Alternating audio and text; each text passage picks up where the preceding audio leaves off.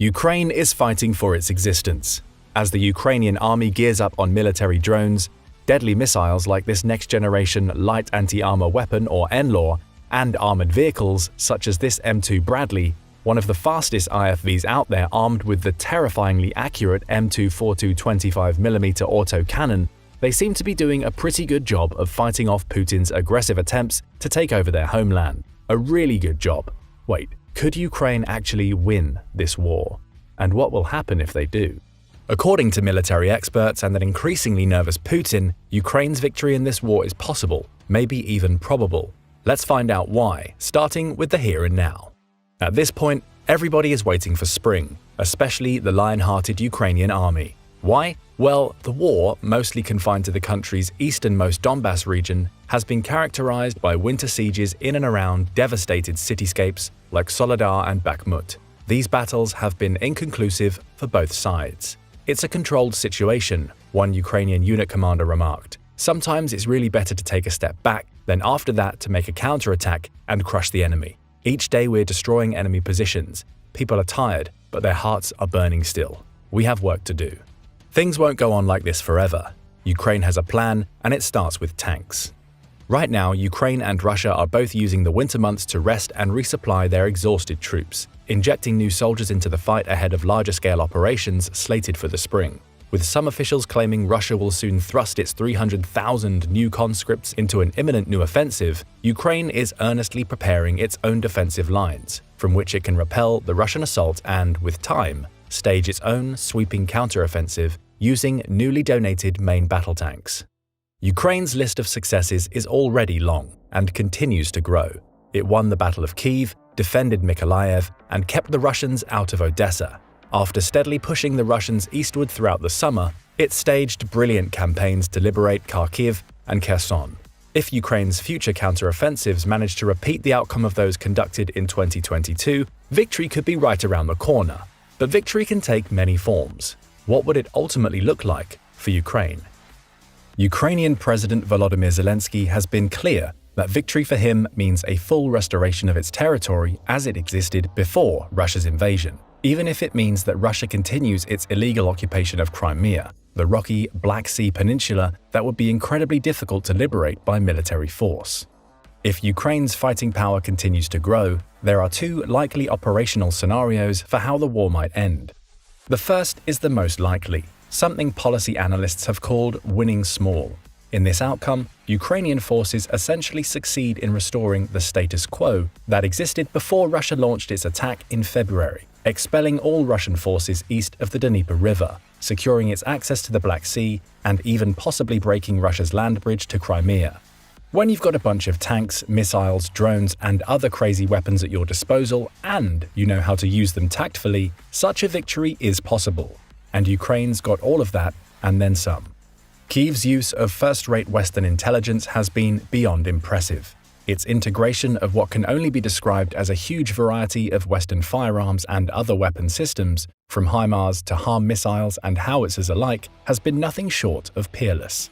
Its dogged determination and commitment to fighting the long fight has seen them break down Russian morale, force new waves of Russian conscription, and make many tactical gains from the little means at their disposal. Will all of this be enough to win back what is rightfully Ukraine's? Hopefully far from an outcome that might induce a trigger-happy Putin to resort to nuclear escalation, the winning small scenario would nevertheless signal the potential for smaller and militarily weaker states to repel aggressive, neo-imperial neighbors. Given the relatively limited territorial constraints in the winning small victory scenario, you can probably imagine the scope of its winning big counterpart.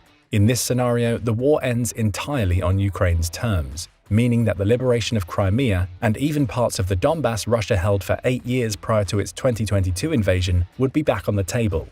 What would need to happen for Ukraine to fully claim the championship belt?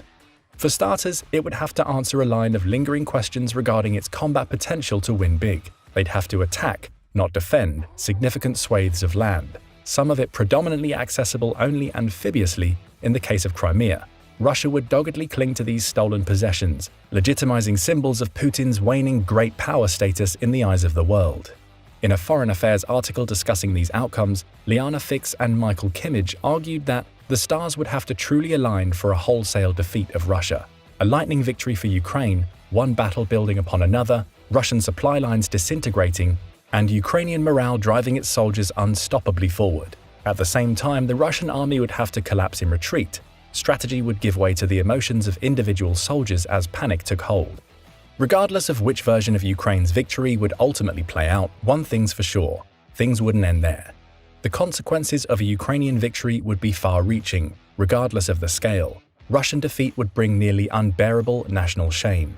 Raging Russian hardliners will push Putin to deploy everything in his power to salvage something from his special military operation. But everything may not be enough. As the infamy of defeat spreads throughout Russia, a population long shielded from the truth of Putin's war by the Kremlin's venomous cast of propagandists will become aware of the desperate state of affairs. Discontent could ferment into open rebellion. Rebellion could spawn revolution. Can Putin hold on to his power? On the flip side, Ukrainian victory would not only vindicate the billions of dollars in aid and material donated by the West, it would signal Ukraine's reliability and resilience as a partner and possible ally. Could Ukraine officially join NATO and the EU? Would these decisions force a desperate Russia into out-and-out nuclear war? Before we explore these possibilities further, we should be clear that even if Ukraine wins small, the conflict would be unlikely to actually end. Forecasting his country's future, President Zelensky has argued that Ukrainians everywhere would need to remain vigilant and prepared for decades of perpetual conflict, likening Ukraine to Israel in its full-time orientation towards self-defense. Shorn of his conventional military power, Putin, or whoever is in control of Russia after Ukraine emerges victorious, would almost assuredly seek to use every other option at their disposal to make life miserable for Ukraine. This is Russia's MO. Cyber attacks and propaganda will target Ukrainian elections. Disinformation campaigns will undermine specific political candidates the Kremlin deems dangerous. Perhaps the biggest question associated with a possible Ukrainian victory is whether Vladimir Putin's authoritarian regime can survive outright defeat at all. After 2 decades of escalatory and obsessive expansionist behavior, he's now staked everything on Ukraine.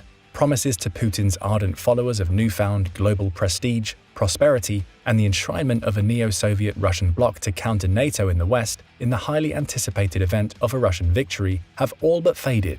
Russian defeat would sound the death knell to Putin's lofty aspirations and could usher in complete disintegration of his political support system. Political loyalty from his inner circle has thus far enabled Putin to retain control over all facets of Russian society. Ukrainian victories have already exposed cracks in his tight-knit hierarchy. Certain members have voiced their discontent over the course of the war. Ramzan Kadyrov, leader of the Chechen Republic, was among them last November when he openly criticized Russia's military leadership after a slew of battlefield setbacks. Yevgeny Prigozhin, leader of the Wagner Group, a private paramilitary organization, agreed with Kadyrov, a sign of unraveling support sure to be exacerbated by future Ukrainian success. Putin's downfall would have severe repercussions. Political chaos would result from his ousting, and the ensuing highly contested power struggle would divide Russian society to the core. There is a chance a new strongman might take his place, likely a Kremlin insider. Their rise would result in similar actions among Western nations to try and limit their economic, political, and social influence. That said, there is a chance the downfall of Putin's regime could result in the appointment of a far more conciliatory leader, one more inclined to repair Russia's damaged relationship with its neighbors and the rest of the world. The subsequent easing of sanctions could help stabilize an economy that struggles more with each passing month. Plenty of historical examples from past Russian military failures indicate that Russian defeat would result in some sort of seismic political shift. Russian defeats to Japan in 1905, the Central Powers in 1917, and Afghanistan in 1979 generated significant political pushback, even revolutionary change. Who's to say the same might not happen if Russia loses this war too? Let's talk about another possible post-war scenario. What if Ukraine officially becomes Europe's eastern frontier? Yep, we're talking about EU-NATO integration. An enduring characteristic of the conflict thus far has been Ukraine's increasing alignment with the West on political, military, and economic matters. Zelensky knows his country's future hinges on his ability to extract as much material aid from sympathetic onlookers around the globe, and in times of serious crisis he has proven himself an adept fundraiser and motivator. Zelensky is also playing the long game. The only way Ukraine can ever feel fully safe from Russian aggression is if it receives the full support and backing of the NATO alliance. And the only way it can get that is if it becomes a NATO member itself. This was once considered a pipe dream, an absolutely impossible scenario, a red line NATO would not cross. Before 2022, Ukrainian membership in the Transatlantic Alliance was considered far too threatening to Russian security interests. Ukraine actually applied for limited membership in 2008, but the application was postponed during the election of its next president, Viktor Yanukovych, who opted to keep Ukraine out of NATO. But then Russia invaded in 2014, painting itself as the aggressor and Ukraine as a victim. Ever since, Ukraine has framed itself as a perfect NATO candidate, and after their performance against Russia so far, it's sort of hard to disagree. Last year changed everything.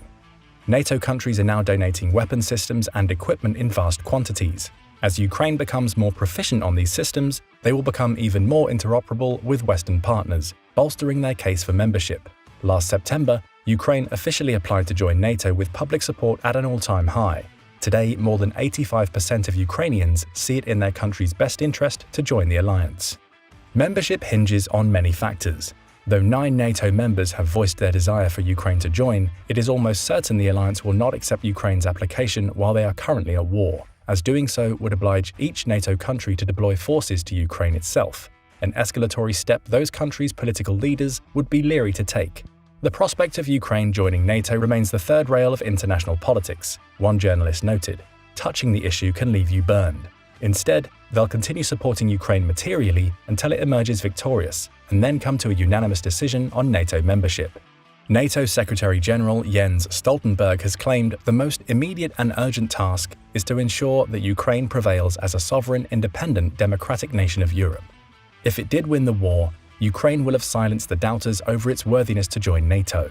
Having done more fighting against a peer adversary than every NATO member combined, fast-tracking Ukraine into the multinational body would make logical sense, if anything to deter Russia from ever trying to invade the country again. Here's another likely outcome of Ukraine winning the war. Russia suffers a total and humiliating political and economic collapse. Ukraine is already marching down the path toward democratic prosperity, an outcome that would be accelerated in victory.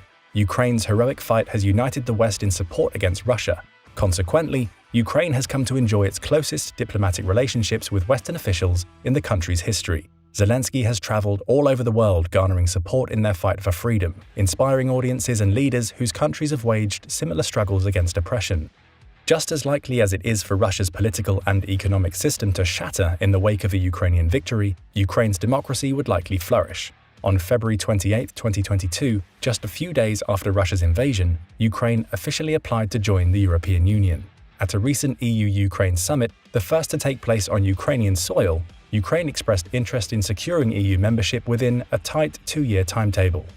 Most EU members know this proposal is wishful thinking, with French President Emmanuel Macron claiming it will be decades before Ukraine joins, likening their case to those of Serbia, Turkey, and Montenegro, who are still waiting for membership. But most people would have dismissed Poland's chances of ever joining the EU when it was locked in its own struggle for freedom in the 1980s.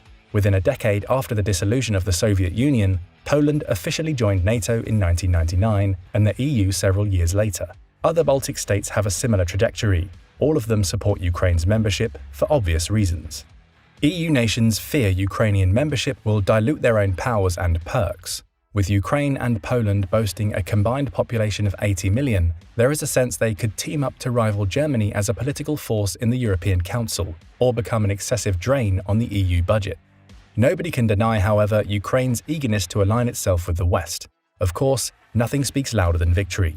If the process to join the EU is merit-based, Ukraine will continue to strive to meet each of the EU Commission's conditions. It will become easier once it can focus more of its energies inward on rebuilding, ousting corruption, and reforming its democratic system after years of warfare. So, what does it all boil down to?